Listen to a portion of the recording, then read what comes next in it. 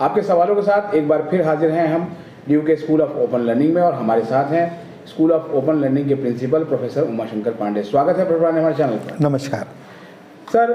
Second semester के students के लिए किताबें बढ़ रही हैं और आपके एक भव्य कार्यक्रम की तैयारी भी चल रही है, लेकिन क्लासेस को लेकर अभी तक कोई शेड्यूल जारी नहीं हुआ है।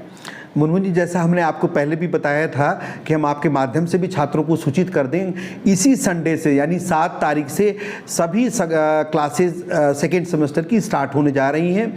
छात्रों को मैसेज जा रहे हैं या जा चुके होंगे।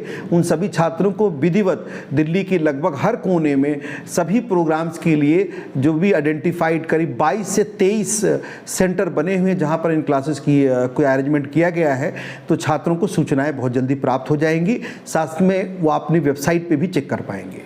तो जो ये क्लासेस शुरू होंगी वो ऑनर्स कोर्सेज की होंगी या बीए प्रोग्राम की होंगी? बिल्कुल, जैसे मैंने आपको कहा मुनमुन जी, ये ऑनर्स की भी होंगी, बीए प्रोग्राम की भी होंगी, बीकॉम प्रोग्राम की सभी। और ऑलरेडी प्रोफेशनल कोर्सेज की क्लासेस ऑलरेडी चल रही, जैसे बीएमएस, बीबीए, एमबीए, सब की क्लासेस ऑलरेडी चल रही हैं।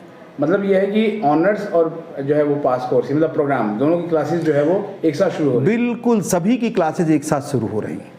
तो ये सब जो क्लासेस हैं वो सीधा सेंटर्स में जाके ऑफलाइन ही होंगी? अभी फिलहाल ऑफलाइन चल रही हैं। हम लोग देखते हैं जैसा कमेटी डिसाइड करेगी, अगर ऑनलाइन की भी ज़रूरत पड़ेगी तो हम कुछ क्लासेस ऑनलाइन भी लगाएंगे। क्योंकि एसओएल ने कहा था कि जो है वो ऑनलाइन और ऑफलाइन मतलब दोनों मोड में चला सकते हैं, डुअल मोड में क्लासेस।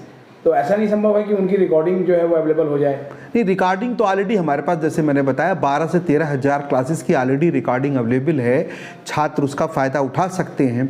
फिलहाल जो क्लासेस शुरू हो रही हैं वो ऑफलाइन में हो रही हैं।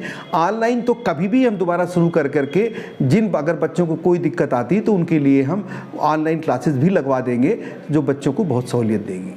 यानी कि है कि सीधा बच्चे अपनी ऑफलाइन क्लासेस के लिए पहुंचे, उनको मैसेज जाना शुरू हो गया? सर बिल्कुल, मैसेज जाना शुरू हो गया और बहुतों को मैसेज जा भी चुका होगा।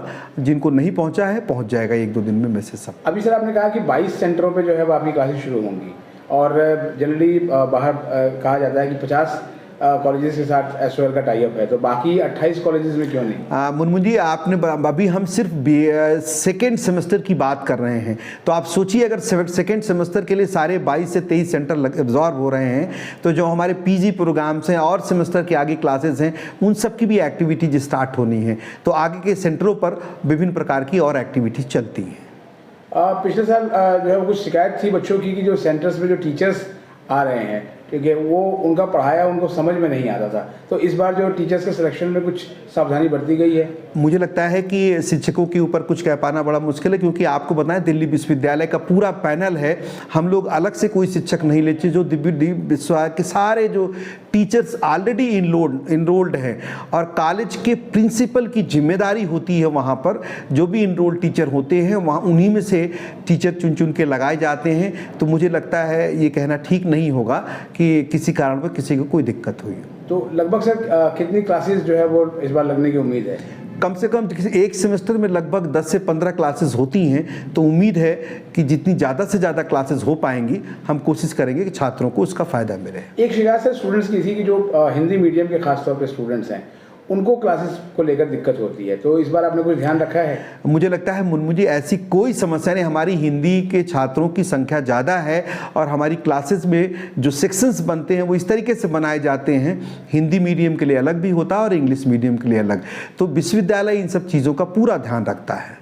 एक और सर सवाल इसी से रिलेटेड है कि जो सेंटर्स पे क्लासेस हैं तो बॉयज़ और गर्ल्स के अलग किए गए हैं या कोएड होंगी क्लासेस? अमूमन जो ऑनर्स के कोर्सेज होते हैं उनमें कोएड होता है, और अक्सर जो बड़े क्लासेस जैसे बीए प्रोग्राम और बीकॉम में, इन सब में गर्ल्स और बॉयज़ के अलग अलग कॉलेजेस अलॉट किए हुए हैं।